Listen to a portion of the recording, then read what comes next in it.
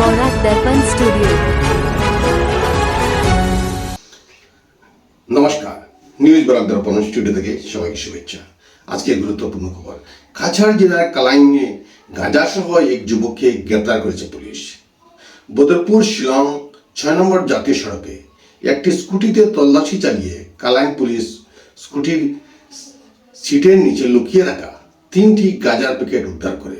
পুলিশের জানানো মতে জব্দ করা গাঁজার ওজন প্রায় 3 কিলোগ্রাম। এদিকে পুলিশকে দেখতে পেয়ে স্কুটির চালক পালিয়ে যায়, তবে পুলিশ একজন আরোহীকে আটক করতে সক্ষম হয়। ধৃত যুবকের নাম রমেন সিনহা বলে জানা গেছে। তার বাড়ি কালাইনের লক্ষ্মীপুর এলাকায়। বর্তমানে পুলিশ যুবকটিকে জিজ্ঞাসাবাদ করছে এবং পলাতক চালকের খুঁজে অভিযান চালিয়ে যাচ্ছে। মণিপুরে নিরাপত্তা বাহিনীর অভিযানে 7 জন জঙ্গিকে গ্রেপ্তার করা হয়েছে। ধৃতদের মধ্যে 4 জন পিএলএ, 1 জন ইউএনএলএফ, 1 জন কেসিপি এবং 1 জন কেওয়াইকেএল সদস্য। পুলিশ জানায় পিএলএ সদস্যরা ইম্ফলে আইডি বিস্ফোরণের পরিকল্পনা করছিল। তাদের কাছ থেকে 3টি শক্তিশালী আইডি, 7টি টিএনটি, 2.47 কেজি ডিটোনেটর, টাইমার ও মোবাইল ফোন উদ্ধার হয়েছে। এছাড়াও পশ্চিম ইম্ফলের ময়ডাংপুক খুনাই এলাকায় অভিযান চালিয়ে বন্দুক, পিস্তল, মর্টার ও বিভিন্ন ধরনের গুলি উদ্ধার করা হয়েছে। আজ নির্বাচনী প্রচারের জন্য কেন্দ্রীয় গৃহমন্ত্রী অমিত শাহ অসমে আসছেন। গৌহাটির মধ্য আসনে প্রচার করবেন। বিকেল 5টায় গৌহাটিতে রোড শো অনুষ্ঠিত হবে। আর্য বিদ্যাপীঠ কলেজ থেকে লাল গণেশ পর্যন্ত রোড শো বিজেপি প্রার্থী বিজয় গুপ্তার সমর্থনে প্রচার চালাবেন।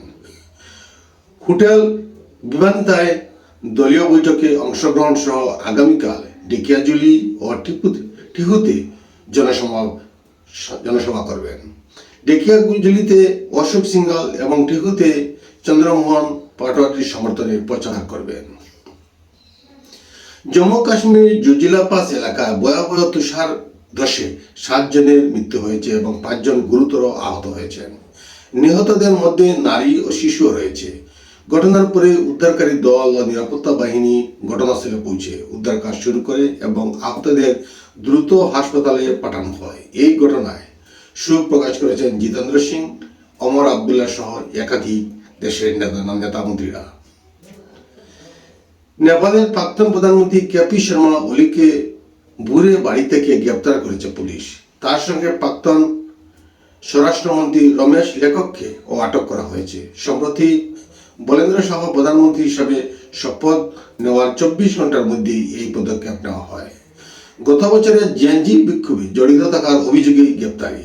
ওলি এই গ্রেপ্তারিকে প্রতিহিংসামূলক বলে দাবি করেছেন, তবে বর্তমান সরকার বলেছে এটি ন্যায় বিচারের অংশ।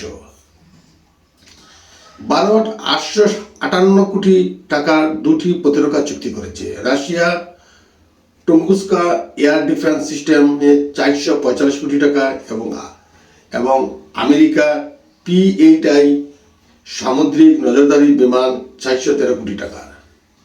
মেক ইন ইন্ডিয়া নীতি অনুযায়ী দেশে যৌথ উৎপাদন হবে, রক্ষণাবেক্ষণ ও মেরামতির ব্যবস্থা অন্তর্ভুক্ত। টুঙ্গুস্কা ড্রোন, হেলিকপ্টার ও কম উচ্চতার লক্ষ্যবস্তু ধ্বংস সক্ষম। ভারতীয় নৌসেনার নজরদারি শক্তি বাড়াতে আরও 6টি P-8I কেনা হচ্ছে। নেপালের নতুন প্রধানমন্ত্রী গতকাল শপথ নিয়েছেন বলেন্দ্র শাহ, 35 বছর বয়সী, যিনি দেশের ইতিহাসে সর্বকনিষ্ঠ প্রধানমন্ত্রী। তাকে শপথ বাক্য পাঠ করান প্রেসিডেন্ট রামচন্দ্র পৌডেল। শপথের পর তাকে অভিনন্দন জানান ভারতের প্রধানমন্ত্রী নরেন্দ্র মোদী এবং চীনও শুভেচ্ছা বার্তা পাঠায়। সাধারণ নির্বাচনে তার দল রাষ্ট্রীয় স্বতন্ত্র পার্টি বড় জয় পায়। আগে কাঠমান্ডুর মেয়র ছিলেন বলেন্দ্র।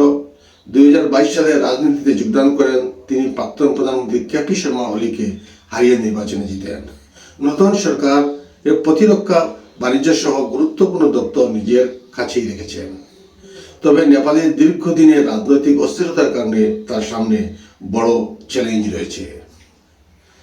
আজ সকাল 10:54 দিল্লি বিমানবন্দরে ইন্ডিগো বিমানের জরুরি অবতরণ হয়। ইঞ্জিন বিকল হওয়ার সন্দেহে অবতরণ করানো হয় বিমানটি। বিমানে মোট 161 জন যাত্রী ছিলেন। বিশাখাপত্তনম থেকে দিল্লির উদ্দেশ্যে আসছিল বিমানটি। বিমানের নম্বর 6E579। উড়ানের মাঝেই ইঞ্জিন বিকলের আশঙ্কা দেখা দেয়। বিমানবন্দর কর্তৃপক্ষ জানিয়েছে সকল যাত্রী নিরাপদ আছেন। আজকের প্রতিবেদনে এখানেই সংক্ষিপ্ত বিরতি টাচ্ছি। সবাইকে আবারও শুভ সন্ধ্যা জানিয়ে বিদায় নিচ্ছি। নমস্কার।